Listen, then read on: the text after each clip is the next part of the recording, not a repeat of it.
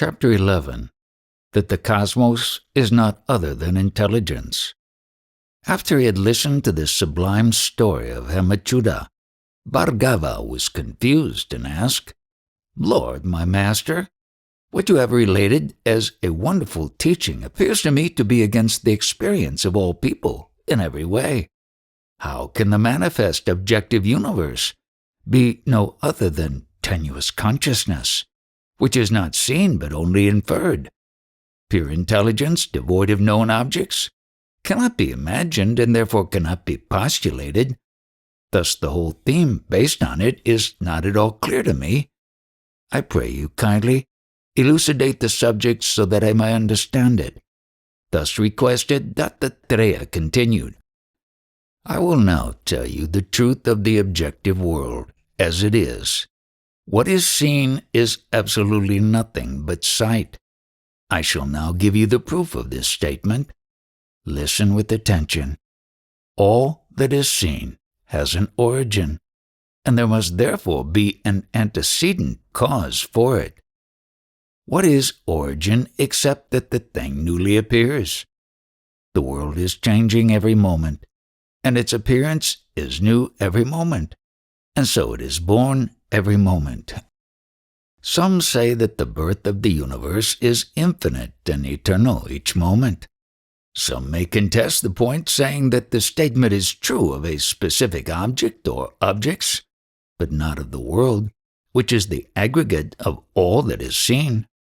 The scholars of Vijnana answer them thus: the external phenomena are only momentary projections of the anamnesis of the continuous link, namely the subject and the worldly actions are based on them, but the intellect which collates them, space and phenomena, is infinite and eternal at each moment of their appearance and is called Vijnana by them. Others say that the universe is the aggregate of matter, mobile and immobile. The atomists maintain that the universe is made up of 5 elements: earth, air, fire, water, and ether, which are permanent and of things like a pot, a cloth, etc., which is transient. They are still unable to prove the eternal existence of the world, because they admit that happenings in life imply their conceptual nature. It follows that the objects not so involved are useless. But all are agreed that the universe has an origin. What is then the point in saying that the momentary creations are eternal and infinite? The momentary nature cannot be modified by the qualifications mentioned. There is no use in dressing a condemned man before the executioner's axe is laid on him.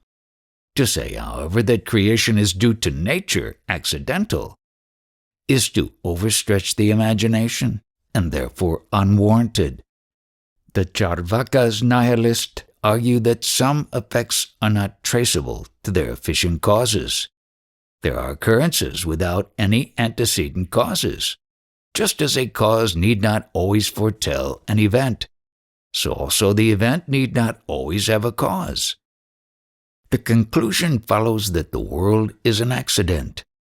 If a thing can appear without a cause, there is no relation between cause and effect, and there can be no harmony in the world.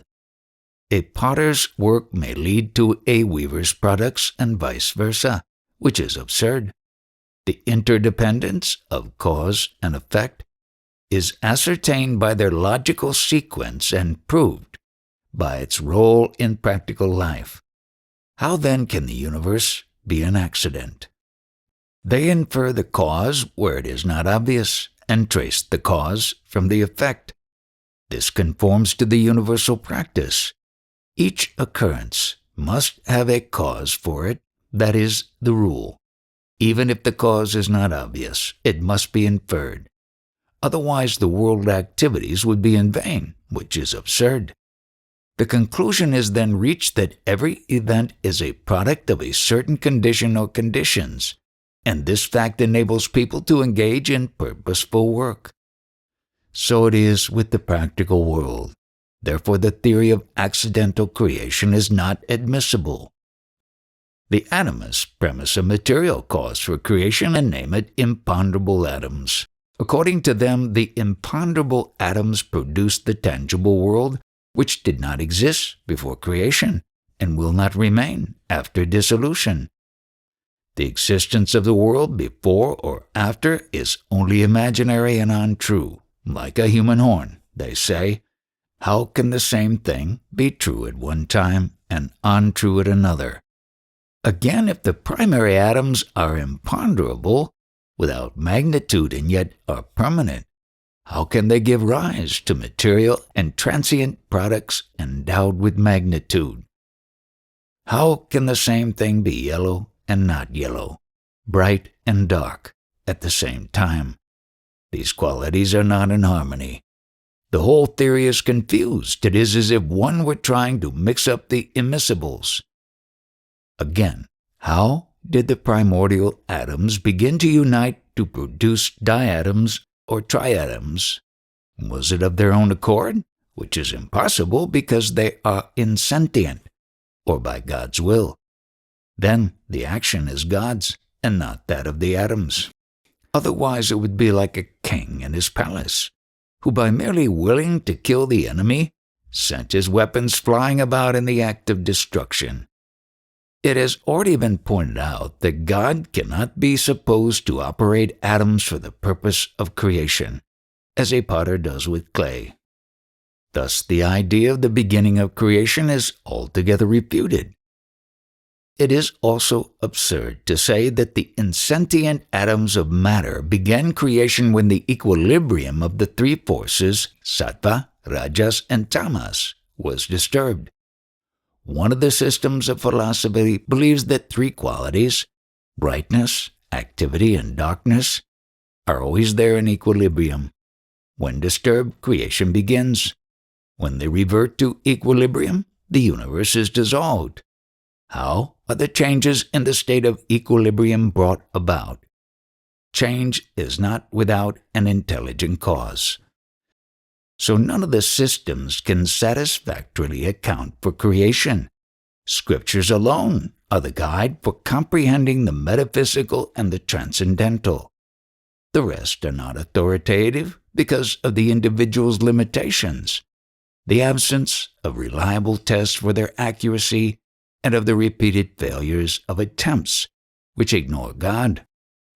The universe must have a creator, and he must be an intelligent principle, but he cannot be of any known type because of the vastness of creation. His power is past understanding and is dealt with in the Scriptures, whose authority is incontrovertible. They speak of the unique creator, the Lord who was before creation, being self-contained. He created the universe by his own power. It is, in its entirety and all its details, a picture on the screen of his self, like the dream world on the individual consciousness. The individual encompasses his own creation with his ego, as I. So does the Lord play with the universe. Just as the dreamer is not to be confounded with the dream, so is the Lord not to be confounded with the creation. Just as a man survives his dream, so does the Lord survive the dissolution of his creation. Just as you remain ever as pure consciousness apart from the body, etc., so is the Lord unbounded consciousness apart from the universe, etc. Is it not, after all, only a picture drawn by him on his self? How can this unique creation be apart from him? There can indeed be nothing but consciousness. Tell me of any place where there is no consciousness. There is no place beyond consciousness. Or can anyone prove in any manner anything outside of consciousness? Consciousness is inescapable. Moreover, this consciousness is the only existent, covering the whole universe and perfect all through. Just as there cannot be breakers apart from the ocean and light without the sun, so also the universe cannot be conceived without consciousness. The Supreme God is thus the embodiment of pure consciousness. This whole universe, consisting of the mobile and immobile, arises from, and abides in, and resolves into Him. This is the final and well-known conclusion of the Scriptures, and the Scriptures never err. The guide by which one can apprehend the metaphysical and transcendental matters is Scripture alone. Miraculous powers possessed by gems and incantations cannot be denied, nor can they be fathomed by a man of limited knowledge. Because the Scriptures proceed from the all-knowing Lord, they partake of His omniscient quality. The being mentioned in them is eternally existing even before the birth of the universe. His creation has been without any material aids. Therefore God is supreme, perfect, pure, and self-contained. The creation is not an object apart. It is a picture drawn on the canvas of supreme consciousness, for there cannot possibly be anything beyond perfection. Imagination, on the contrary, is impractical. The universe has thus originated only as an image on the surface of the mirror of the Absolute. This conclusion is in harmony with all facts. Creation is like a magician's trick, and is a city born of divine imagination. O Parasurama, you are aware of the mental creations of daydreamers which are full of people, life, and work similar to this. There are also doubts, tests, discussions, and conclusions, all imaginary, arising in the mind and subsiding there. Just as castles in the air are mental figments of men, so also is this creation a mental figment of Shiva. Shiva is absolute awareness, without any form. Sri Tripura is Shakti, energy, and witness of the whole. That being is perfect all round and remains undivided. Time and space are the factors of division in the world. Of these, space refers to the location of objects and time to the sequence of events. Time and space are themselves projected from consciousness. How then would they divide or destroy their own basis and still continue to be what they are?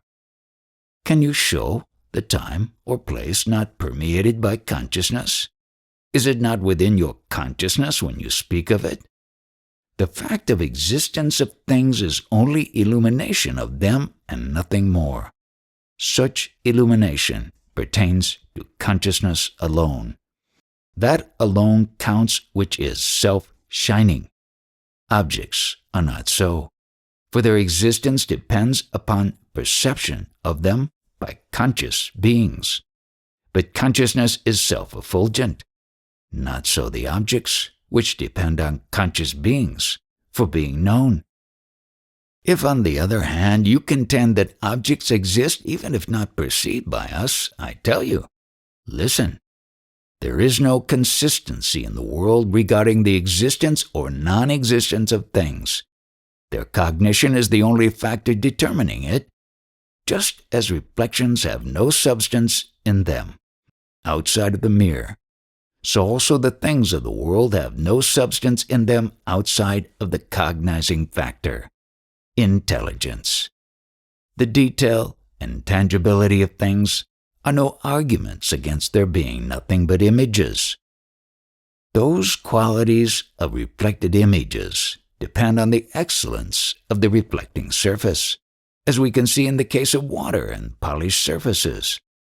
Mirrors are insentient and are not self-contained, whereas consciousness is always pure and self-contained.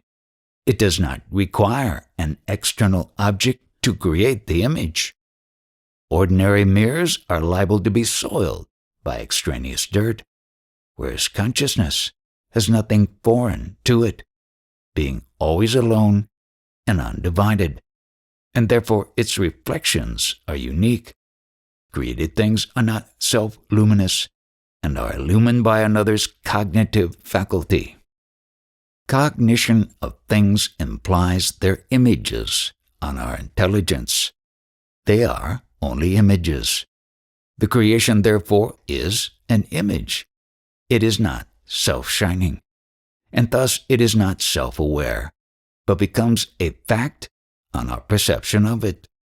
Therefore, I say that the universe is nothing but an image on our consciousness. Consciousness shines, notwithstanding the formation of images on it, though impalpable. It is steadily fixed and does not falter. Just as the images in a mirror are not apart from the mirror, so also the creations of consciousness are not apart from it. Objects are necessary for producing images in a mirror. They are not, however, necessary for consciousness because it is self-contained. O Parasurama, note how daydreams and hallucinations are clearly pictured in the mind even in the absence of any reality behind them. How does it happen? The place of objects is taken up by the peculiar imaginative quality of the mind. When such imagination is deep, it takes shape as creation. Consciousness is pure and unblemished in the absence of imagination. Thus you see how consciousness was absolute and pure before creation, and how its peculiar quality or will brought about this image of the world in it. So the world is nothing but an image drawn on the screen of consciousness. It differs from a mental picture in its long duration. That is again due to the strength of will producing the phenomenon. The universe appears practical, material, and perfect because the will determining its creation is perfect and independent, whereas the human conceptions are more or less transitory according to the strength or the weakness of the will behind them. The hampering of limitations is to some extent overcome by the use of incantations, gems, herbs, and an unbroken current of I is established. With the aid of that pure yoga, O Rama, observe the creation manifested by one's will like the hallucinations brought about by a magician. Note, there are said to be some live gems which have extraordinary properties. They are lustrous even in the dark and do not take on different lusters according to the background. They also illumine the objects close to them. One kind is said to be cool to touch, and it does not become warm even on contact with the body. Another is said to sweat in moonlight. Still another makes the owner prosperous. Yet another ruins him. The Hope Diamond, and so on. A vivid account is given of a magician's performance in Ranjit Singh's court. He threw a rope into the air, which stood taut. A man climbed up the rope and disappeared. Objects in the world can be handled and put to use, while mental creations, dreams, present the same phenomenon. A magician's creations are only transitory. A yogi's creations may be permanent. Both are external to the Creator, whereas the divine creation cannot be apart from the omnipresent Lord. Visvamitra, a great rishi, is reputed to have created a duplicate universe, a part of which consists of the constellations composing Scorpio, Sagittarius, and the Southern Cross, some trees, plants, and herbs in imitation of the well-known species, palmyra corresponding to coconut, jungle potatoes and onions, insipid to taste and useless, etc., are among his creations. Because the Lord of Consciousness is infinite, the creation can remain only within him, and the contrary is pure fancy. Since the universe is only a projection from and in the mirror of consciousness, its unreal nature can become clear only on investigation, and not otherwise. Truth can never change its nature, whereas untruth is always changing. See how changeful the nature of the world is. Distinguish between the changeless truth and the changeful untruth, and scrutinize the world comprised of these two factors, changeful phenomena and changeless subjective consciousness, like the unchanging light of the mirror and the changing images in it. The world cannot stand investigation because of its changing, unreal nature. Just as the owl is dazzled and blinded by bright sunlight, so the world parades in glory before ignorance and disappears before right analysis. The man sees by sunlight and is helpless in its absence. The owl sees in darkness and is blinded in sunlight. Whose sight is the better of the two? This cannot be determined satisfactorily, so that investigation becomes lame. What is food for one is poison for another. Decomposed food for worms and men. What is one thing to yogis and celestials is another to others. A long distance by one vehicle is a short by another. Long intervals of space reflected in the mirror are themselves in it and yet unreal. In this way, investigation becomes indeterminate by itself. Investigation and the object investigated are both indeterminate, and the only constant factor underlying both is consciousness. Nothing else can stand beside it. That which shines as is Your Majesty the Absolute Consciousness. Thus the universe is only the Self, the one and one only. Thus ends the chapter 11 on the ascertainment of truth in Tripura Rahasya.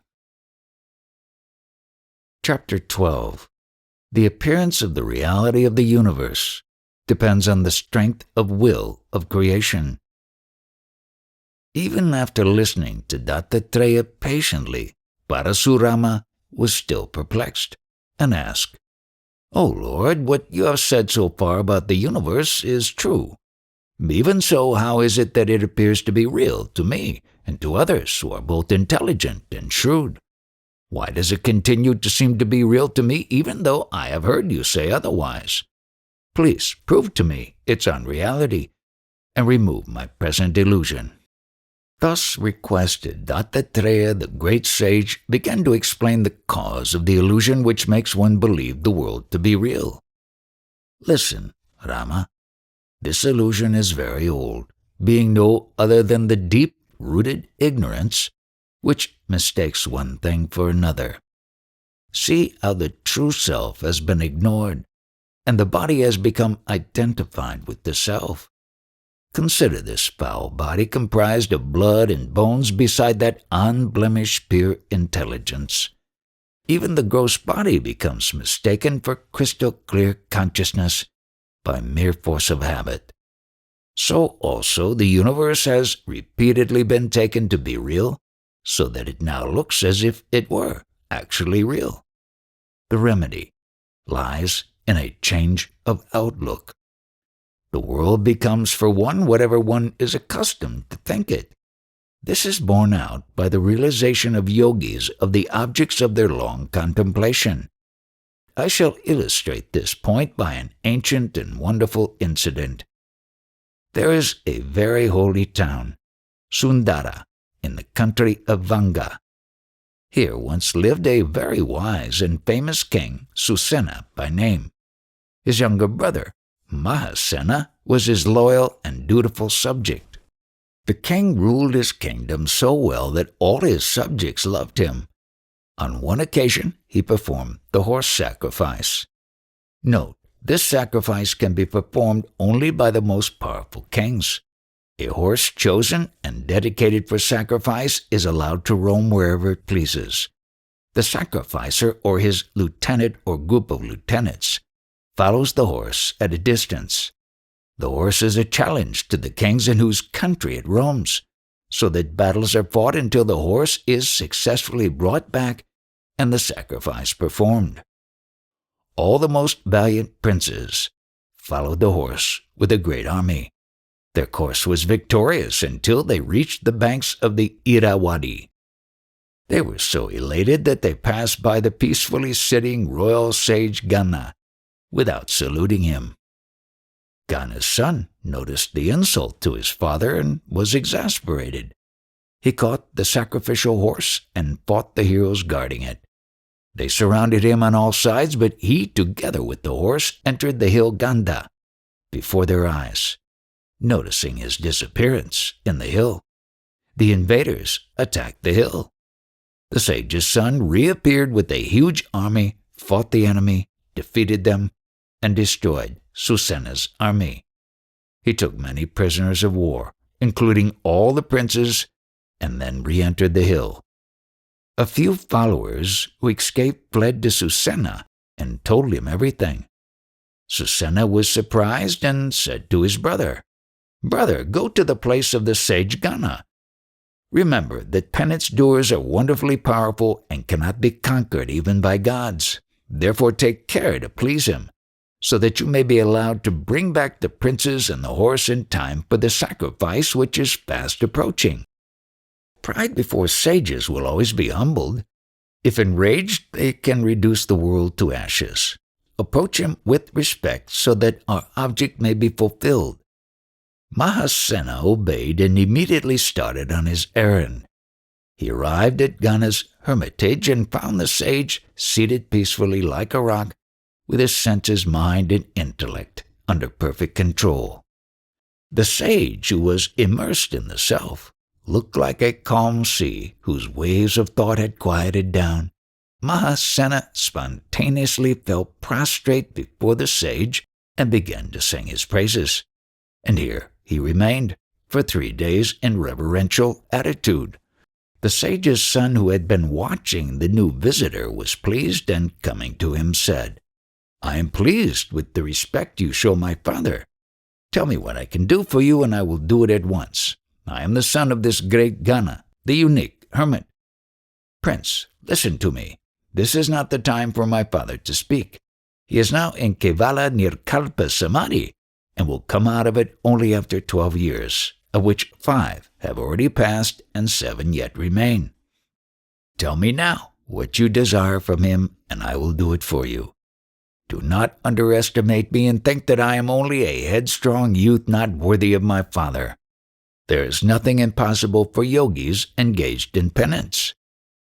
After hearing him, Mahasena, being wise, saluted him with clasped hands and said, "O child of the sage, if you mean to fulfill my desire, I want to make a short request to your wise father when he has come out of his samadhi.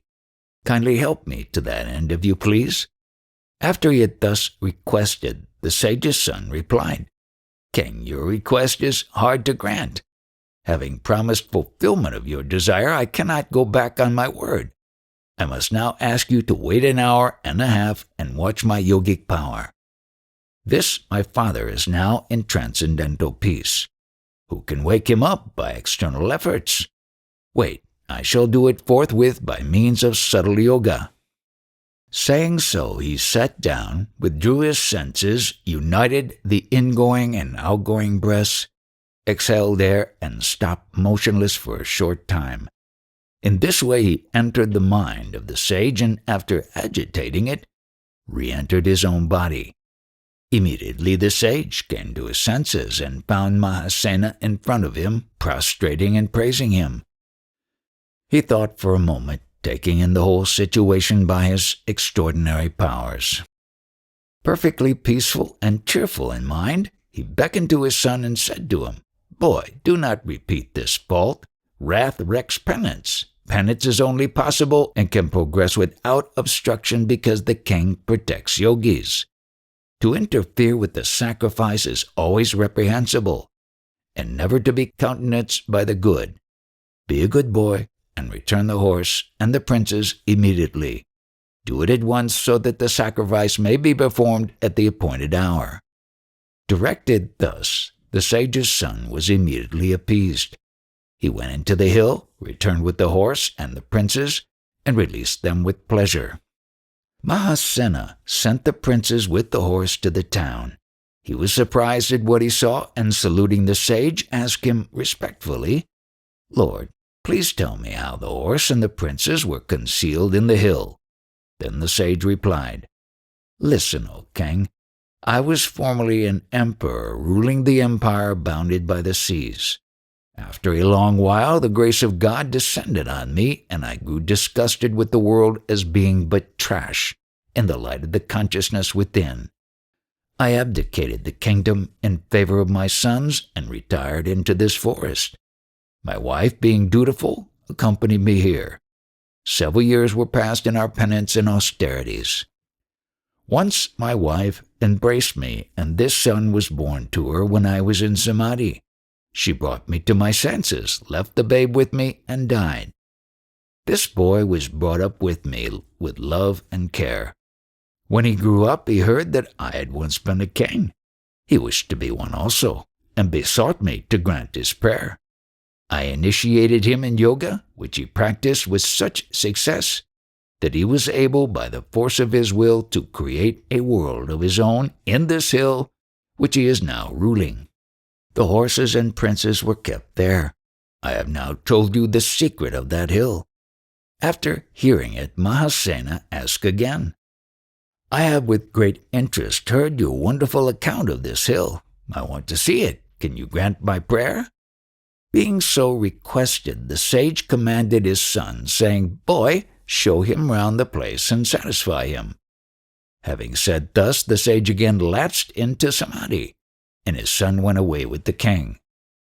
The sage's son entered the hill without trouble and disappeared, but Mahasena was not able to enter, so he called out for the sage's son. He too called out to the king from the interior of the hill.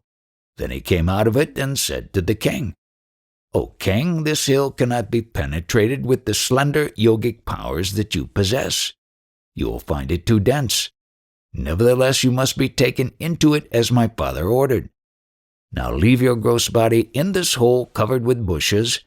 Enter the hill with your mental sheath along with me. The king could not do it, and asked, Tell me, saint, how I am to throw off this body. If I do it forcibly, I shall die. The saint smiled at this and said, You do not seem to know yoga. Well, close your eyes. The king closed his eyes. The saint forthwith entered into him, took the other's subtle body, and left the gross body in the hole. Then by his yogic power the saint entered the hill with his subtle body snatched from the other, which was filled with the desire of seeing the empire within the bowels of the hill. Once inside, he roused up the sleeping individual to dream. The latter now found himself held by the saint in the wide expanse of ether. He was alarmed on looking in all directions and requested the saint, Do not forsake me, lest I should perish in this illimitable space. The saint laughed at his terror and said, I shall never forsake you, be assured of it. Now look round at everything and have no fear. The king took courage and looked all round. He saw the sky above, enveloped in the darkness of night and shining with stars. He ascended there and looked down below. He came to the region of the moon and was benumbed with cold. Protected by the saint, he went up to the sun and was scorched by its rays. Again, tended by the saint, he was refreshed and saw the whole region a counterpart of the heaven. He went up to the summits of the Himalayas with the saint and was shown the whole region and also the earth.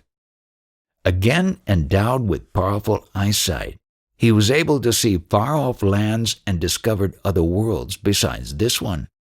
In the distant worlds there was darkness prevailing in some places. The earth was gold in some. There were oceans and island continents traversed by rivers and mountains. There were the heavens, peopled by Indra and the gods, the Asuras, human beings, the Rakshasas, and other races of celestials. He also found that the saint had divided himself as Brahma in Satya Loka, as Vishnu in Vaikuntha, and as Shiva in Kailasa, while all the time he remained as his original self, the king ruling in the present world. The king was struck with wonder on seeing the yogic power of the saint. The sage's son said to him, This sightseeing has lasted only a single day, according to the standards prevailing here, whereas 12,000 years have passed by in the world you are used to, so let us return to my father. Saying so, he helped the other to come out of the hill to this outer world. Thus ends the chapter 12 on sightseeing in the Ganda Hill in Tripura Rahasya. Chapter 13. How wakefulness and dream are similar in nature and objects are only mental images. The sage's son made the king sleep, united his subtle body with the gross one left in the hole, and then woke him up. On regaining his senses, Mahasena found the whole world changed. The people, the river courses, the trees, the tanks, etc. were all different. He was bewildered and asked the saint, "O great one, how long have we spent seeing your world? This world looks different from the one I was accustomed to." Thus asked, the sage's son said to Mahasena, "Listen, king, this is the world which we were in and left to see that within the hill. The same has undergone enormous changes owing to the long interval of time. We spent only one day looking round the hill region. The same interval counts for 12,000 years in this land, and it has accordingly changed enormously. Look at the difference in the manners of the people and their languages. Such changes are natural. I have often noticed similar changes before. Look here, this is the Lord, my Father, in Samadhi.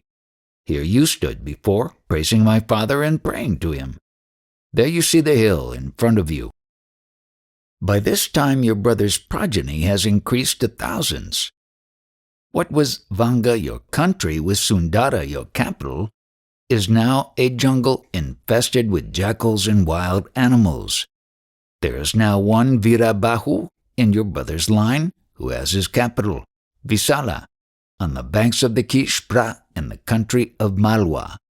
In your line there is Susarma, whose capital is Vardhana, in the country of Dravidas, on the banks of the Tambabarani. Such is the course of the world, which cannot remain the same even for a short time. For in this period the hills, rivers, lakes, and the contour of the earth have altered. Mountains subside, plains heave high, deserts become fertile, plateaux change to sandy tracts, rocks decompose and become silt, clay hardens sometimes, cultivated farms become barren, and barren lands are brought under tillage. Precious stones become valueless, and trinkets become invaluable. Salt water becomes sweet, and potable waters become brackish. Some lands contain more people than cattle, others are infested with wild beasts, and yet others are invaded by venomous reptiles, insects, and vermin. Such are some of the changes that happen on the earth in the course of time. But there is no doubt that this is the same earth as we were in before. Mahasena heard all that the sage's son said and fainted from the shock.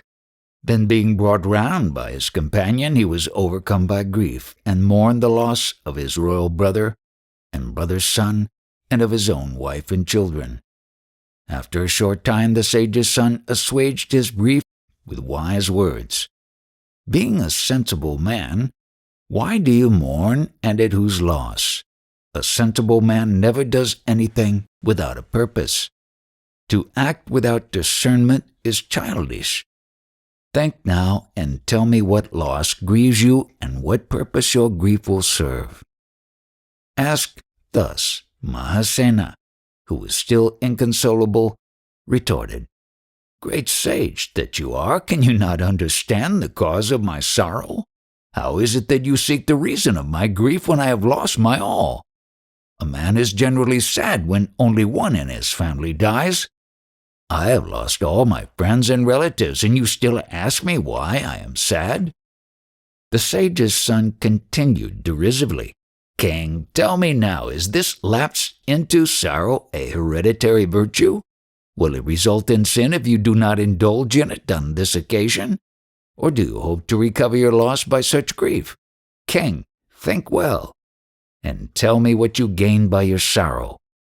If you consider it irresistible, listen to what I say. Such loss is not fresh, Your forefathers have died before. Have you ever mourned their loss? If you say that it is because of the blood relationship that now causes your grief, were there not worms in the bodies of your parents living on their nourishment? Why are they not your relatives? And why does not their loss cause you sorrow? King, think, who are you? Whose deaths are the cause of your present grief? Are you the body or other than that? The body is simply a conglomerate of different substances. Harm to any one of the constituents is harm to the whole.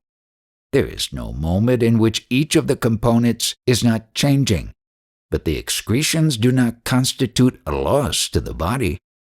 Those whom you call your brother and so on are mere bodies. The bodies are composed of earth. When lost, they return to earth, and earth resolves ultimately into energy. Where, then, is the loss? In fact, you are not the body, you own the body and call it your own just as you do to a garment you happen to possess. Where lies the difference between your body and your garment? Have you any doubts regarding this conclusion? Being other than your own body, what relation is there between you and another body? Did you ever claim similar relationships, say, with your brother's clothes? Why then mourn over the loss of bodies, which are in no way different from garments? You speak of my body, my eyes, my life, my mind, and so on. I ask you now to tell me what precisely you are. Being confronted thus, Mahasena began to think over the matter, and unable to solve the problem, he asked leave to consider it carefully.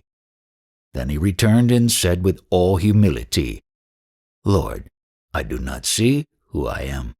I have considered the matter, and I still do not understand. My grief is only natural. I cannot account for it. Master, I seek your protection. Kindly tell me what it is. Everyone is overpowered by grief when his relative dies. No one seems to know his own self, nor does one mourn all losses. I submit to you as your disciple. Please elucidate this matter to me. Being thus requested, the sage's son spoke to Mahasena. King, listen. People are deluded by the illusion cast by her divine majesty. They partake of misery that is due to the ignorance of their selves. Their misery is meaningless. As long as the ignorance of the self lasts, so long will the misery. Just as a dreamer is foolishly alarmed at his own dreams, or as a fool is deluded by the serpents created in a magic performance, so also the man ignorant of the self is terrified. Just as the dreamer, awakened from his fearful dream, or the man attending the magic performance, informed of the unreal nature of the magic creations, no longer fears them, but ridicules another who does, so also one, aware of the self, not only does not grieve, but also laughs at another's grief. Therefore, O valiant hero, batter down this impregnable fortress of illusion, and conquer your misery by realization of the self. In the meantime, be discriminating and not so foolish. After hearing the sage's son, Mahasena said, Master, your illustration is not to the point. Dream or magic is later realized to be illusory, whereas this hard, concrete universe is always real and purposeful. This is unassailed and persistent. How can it be compared to the evanescent dream? Then the sage's son answered, Listen to what I say. Your opinion that the illustration is not to the point is a double delusion, like a dream in a dream. Note, the commentary says that the first delusion is the idea of separateness from the universe from oneself, and that the second is the idea that dream objects are an illusion in contradistinction to those seen while awake. This is compared to the illusion that a dreamer mistakes the dream rope for a dream serpent. The dream is itself an illusion, and the mistake is an illusion in the illusion.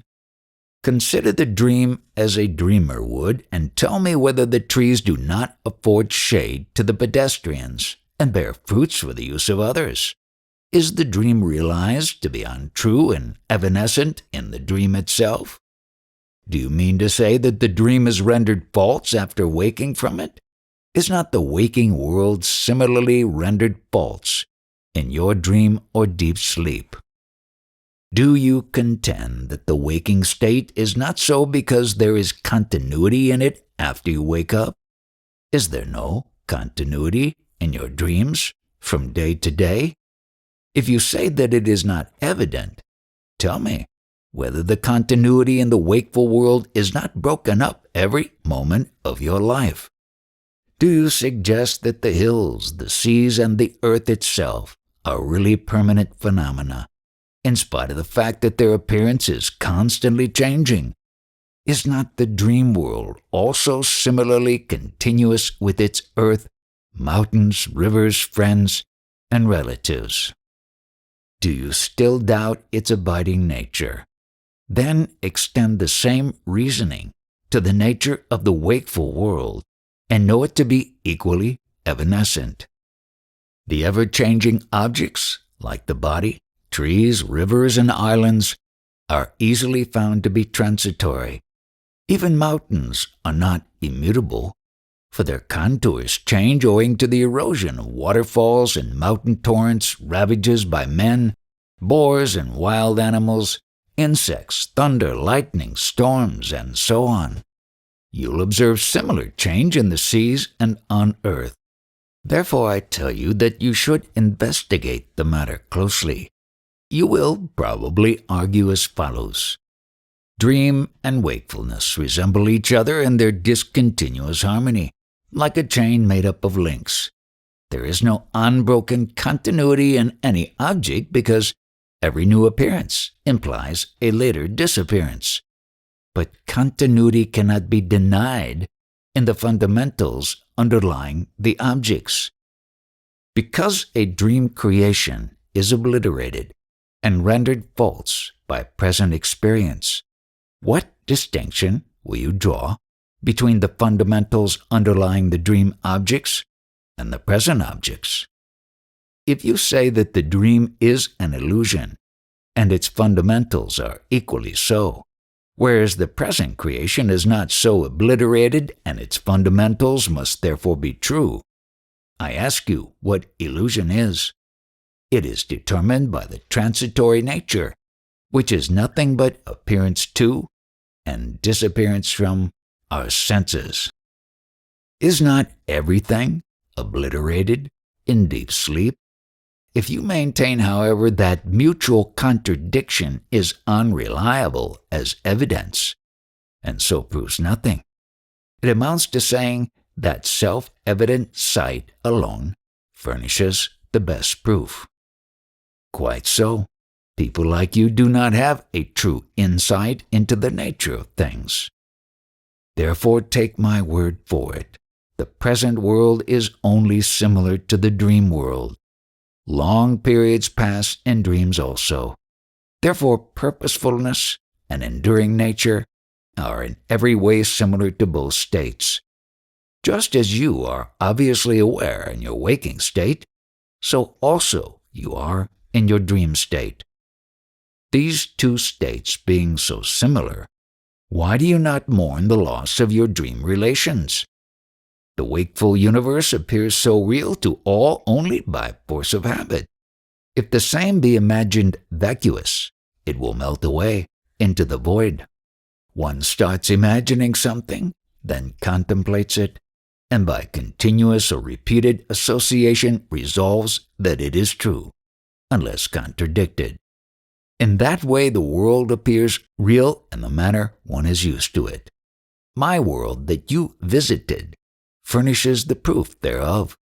Now, come now, let us go around the hill and see. Saying so, the sage's son took the king, went round the hill, and returned to the former spot. Then he continued, "Look, O king, the circuit of the hill is hardly 2.5 miles, and yet you have seen a universe within it. Is it real or false? Is it a dream or otherwise? What has passed as a day in that land has counted for 12,000 years here. Which is correct?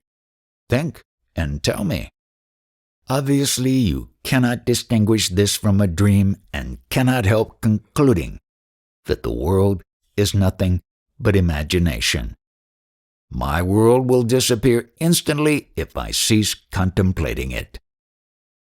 Therefore, convince yourself of the dreamlike nature of the world and do not indulge in grief at your brother's death. Just as the dream creations are pictures moving on the mind screens, so also this world, including yourself, is the obverse of the picture depicted by pure intelligence, and it is nothing more than an image in a mirror. See how you will feel after this conviction. Will you be elated by the accession of a dominion or depressed by the death of a relative in your dream? Realize that the self is the self-contained mirror projecting and manifesting this world. The self is pure, unblemished consciousness. Be quick, realize it quickly, and gain transcendental happiness. Thus ends the chapter on the vision of the hill city in Tripura Rahasya. Chapter 14. How the universe is mere imagination, how to gain that strong will which can create it, and the highest truth. Having heard the sage's son, Susena began to think clearly and seriously. He concluded the world to be dreamlike and overcame his grief. Growing strong in mind, he was not perturbed. Then he asked his companion, "Great and wise saint, you know this world and beyond. I do not believe that there is anything that you do not know. Please answer me now. How can you say that the world is pure imagination? However much I may imagine, my imagination does not materialize. But you have created a universe by the force of your will. And yet, how do time and space differ in these creations? Please tell me." On being thus asked, the sage's son replied, "The will conceives either effectively or ineffectively, according to whether it's uniform or broken up by indecision. Do you not know this world to be the result of Brahma's desire? This looks real and permanent because the original desire is so powerful. Whereas the world of your creation, no one takes seriously, and your own mistrust makes it useless. Conceptions materialize for various reasons as follows: by virtue of the natural function, as with Brahma the Creator, by the possession of live gems, as with yakshas and rakshasas, classes of celestial beings, by the use of herbs, as with the gods. Nectar is reputed to contain the extracts of superb herbs. By the practice of yoga, as with yogis, by the miraculous power of incantations, as with a few siddhas, by the force of penance, as with some sages, and by virtue of boons, as with the architect of the universe, Vishvakarma. One should forget the old associations in order to make one's new conception effective, and this endures only so long as it is not obstructed by the old one. A conception is forceful unless obstructed by an antecedent one, and thus destroyed. It is effective only when forceful. In that way, even great things may be achieved. Your conceptions do not materialize for the aforesaid reason. Therefore, you must practice the focusing of thought if you desire your own creations to endure. I shall tell you now about the difference in time and space. You are not proficient in the affairs of the world, and therefore you are mystified. I shall now make it clear how these differences appear. The sun helps all to see, but blinds the owls. Water is the abode of fishes, but drowns man. Fire burns a man, but is food to titiri, a species of bird. Fire is ordinarily put out by water, but it flourishes in the middle of the ocean at the time of dissolution. Similar discrepancies are evident elsewhere. Man and animals engage in activities with their limbs and senses, whereas spirits do so with the bodies of others. Instances like these are innumerable. Their explanation is as follows. Sight is of the eye, and cannot be without it. A jaundiced eye sees everything yellow, and diplopia produces a double image of a single object. Abnormal visions are thus the direct result of abnormal eyes. The Karandakas in an eastern island are said to see everything red, so also the inhabitants of Ramanaka Isle see everything upside down. One hears many more strange stories of the kind, all of which are based on abnormalities of vision. They can all be remedied by proper treatment. The same applies to other senses, including the mind. The relation between space and objects and between time and events is according to your estimate of them. There is no intrinsic relationship between them. Having so far proved the objects and events to be only within, he proceeds to establish that there is no exterior to the self. What is designated as exterior by people is simply the origin and prop of the universe, like the screen and its relation to the picture on it. There could be nothing external to that exterior except it be one's own body. How can that be externalized from the exterior? For example, when you say outside the hill is withdrawn from the space beyond. It is not included in it. But the body is seen in space just as a pot is seen. The body must therefore be external to the seer. What is visible lies within the range of illumination. If without, it cannot be seen. Therefore, the illumined objects must be within the vision of the illuminant. The body, etc., are the illumined, because they are themselves objectified. The illumined and the illuminant cannot be identical. Again, the illuminant cannot be objectified, for who is the seer apart from it? And how can the illumination by which he sees be apart from him? That the illuminant affords the light and serves as an object standing apart from the seer is impossible to maintain. Therefore, the illuminant cannot admit of any foreign admixture in it, and he is the illumination in perfection, only one and the being of all. He extends as time and space.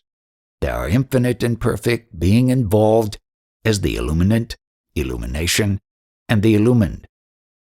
As regards within or without, everything is included in illumination.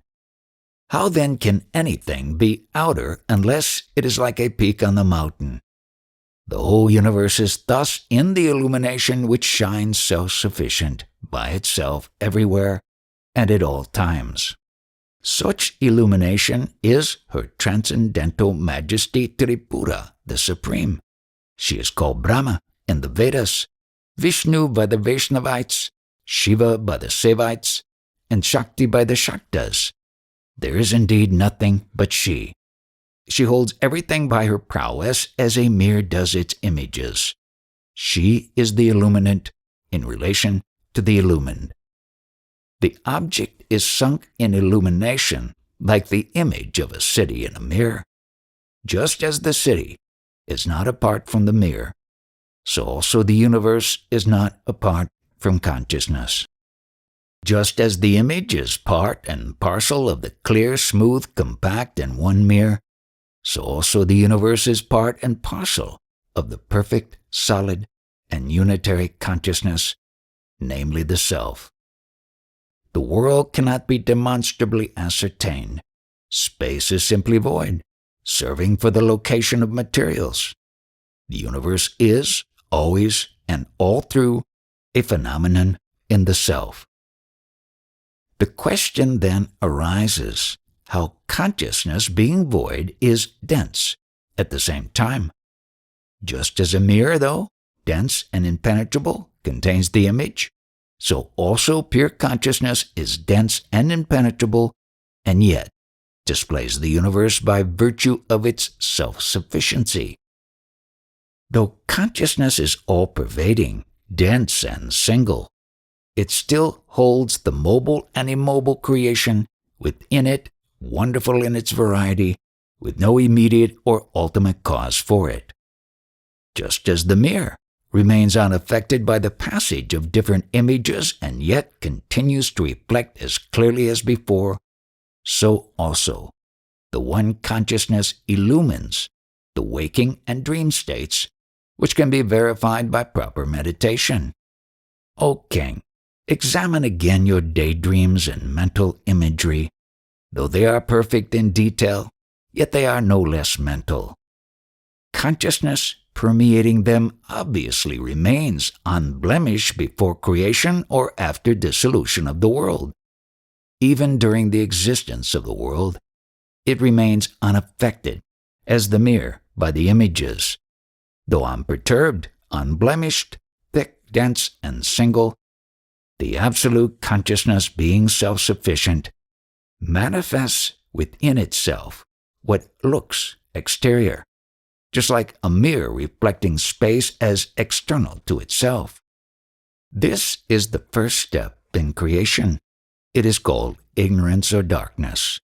Starting as an infinitesimal fraction of the whole, it manifests as though external to its origin and is a property of the ego sense.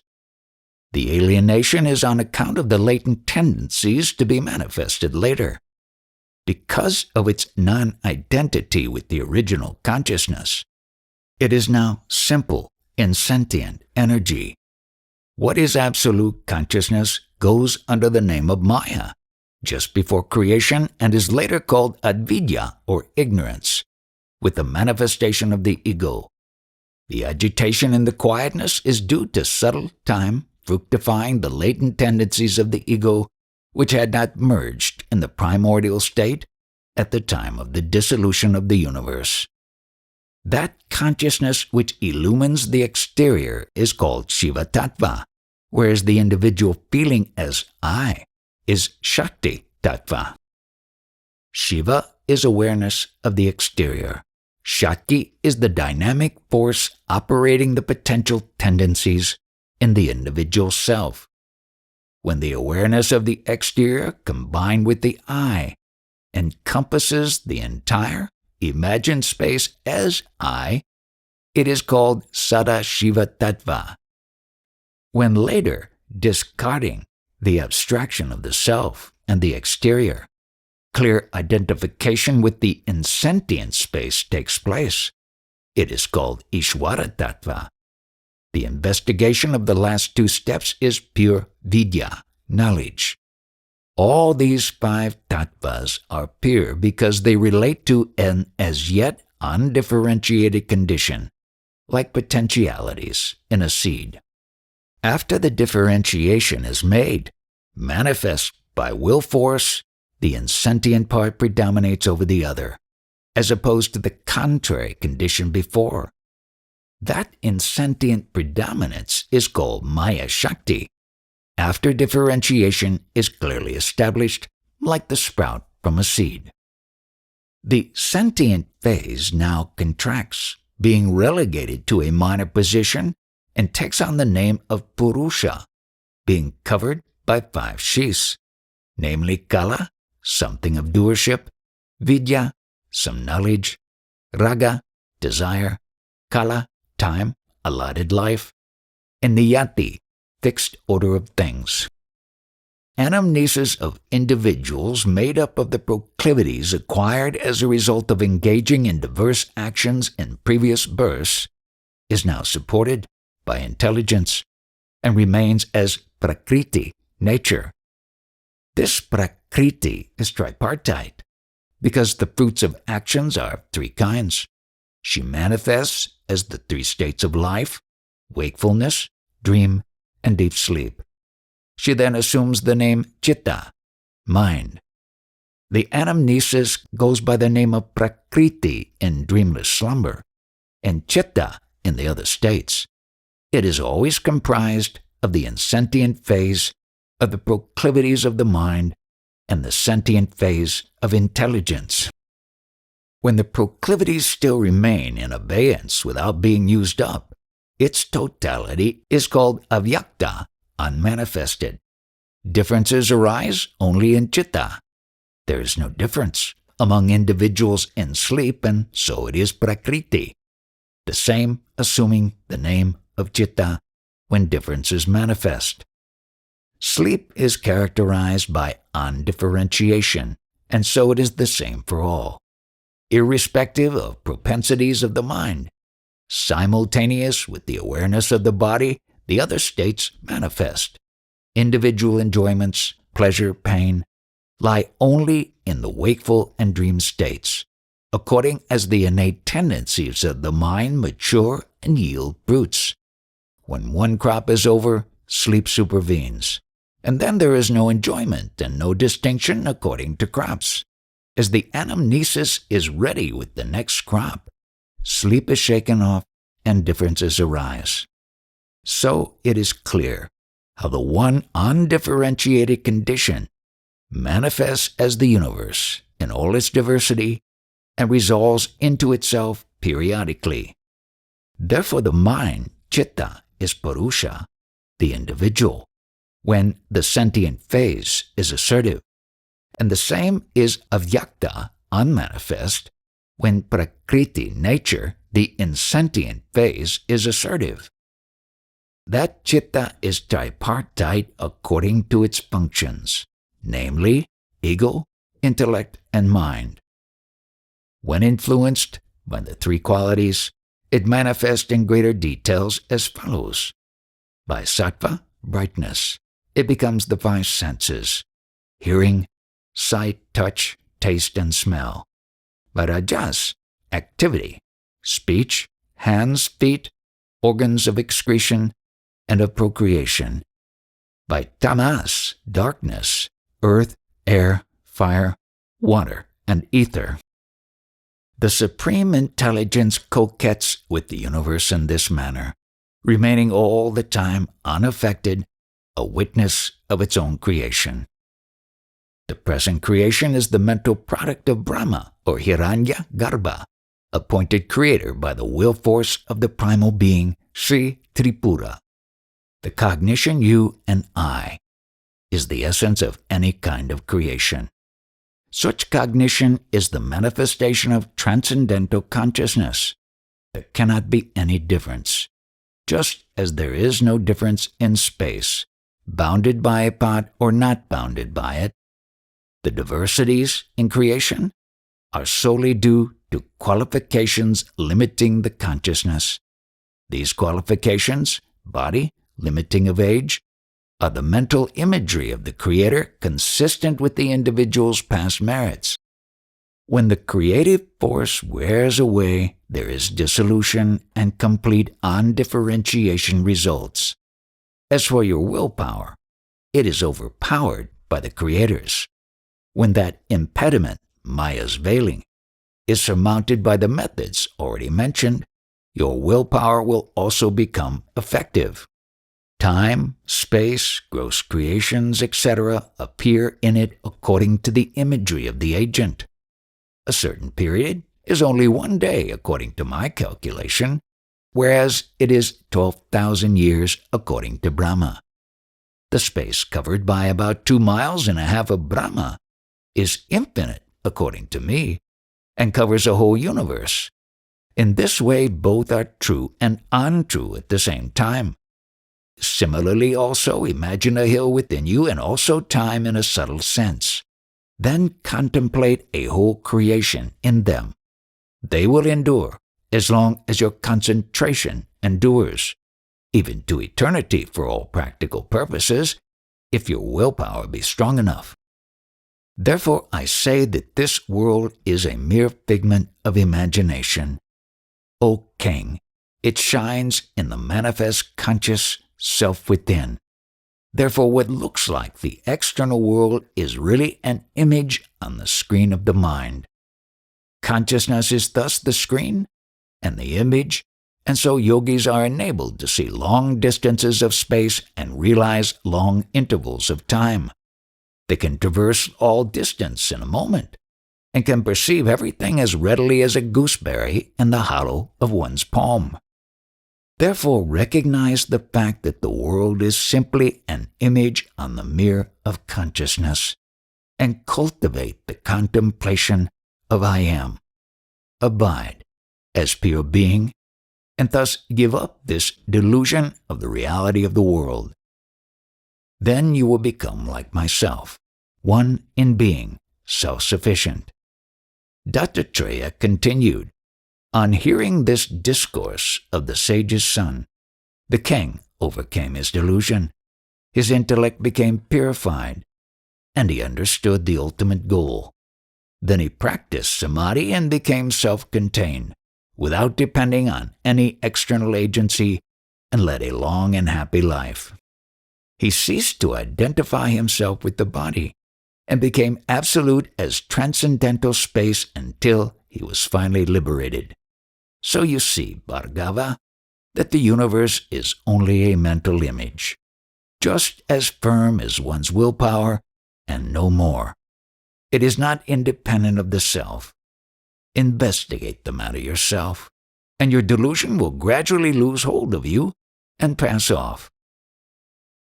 Thus ends the chapter 14 on the story of the hill city in Tripura Rahasya.